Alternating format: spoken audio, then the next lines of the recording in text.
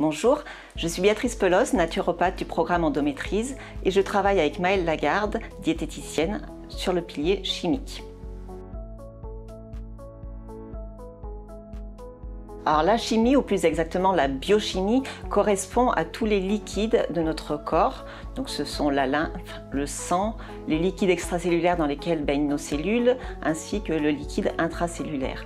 Donc tous ces liquides doivent être correctement nourris pour que l'organisme fonctionne correctement et également ne doivent pas être surchargés en déchets. Du coup, dans le programme Endométrise, le pilier biochimique, nous travaillons sur 4 axes. Le premier, apporter à tout l'organisme les nutriments dont il a besoin. Donc ça peut être autant des nutriments qui viennent de l'alimentation, mais l'activité physique, le repos compensateur, la vie sociale.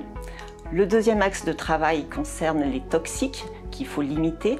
Donc les toxiques sont dans l'alimentation, mais également dans l'environnement. Je pense notamment aux perturbateurs endocriniens.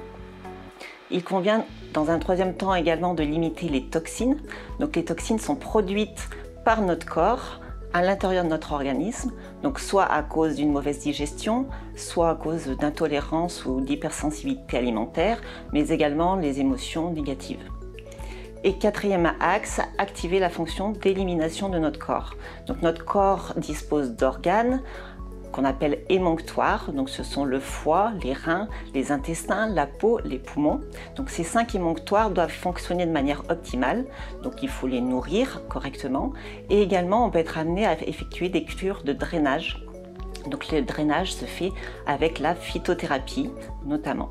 Et il est important de rappeler également que l'activité physique participe grandement à la fonction d'élimination de l'organisme. Alors, tout d'abord, le rôle de l'alimentation sur la santé n'est aujourd'hui plus à démontrer. De nombreuses études ont montré que parmi les facteurs de déclenchement des pathologies, en particulier chroniques, l'alimentation jouait un rôle. De plus, l'endométriose est une maladie inflammatoire. L'alimentation peut permettre de réduire l'inflammation liée à l'endométriose et par conséquent les douleurs, mais également l'inflammation étant un facteur de déclenchement d'endométriose, on peut, grâce à l'alimentation, travailler sur les facteurs de développement des lésions endométriosiques. L'un des symptômes de l'endométriose étant les troubles digestifs, il est vrai que travailler sur l'alimentation peut permettre en premier lieu de travailler sur les problématiques liées à l'endométriose. Effectivement, on peut parler d'une alimentation anti-endométriose. Pour les femmes qui souffrent d'endométriose, il peut être très intéressant d'avoir un mode alimentaire anti-inflammatoire et une alimentation qui réduit le climat œstrogénique.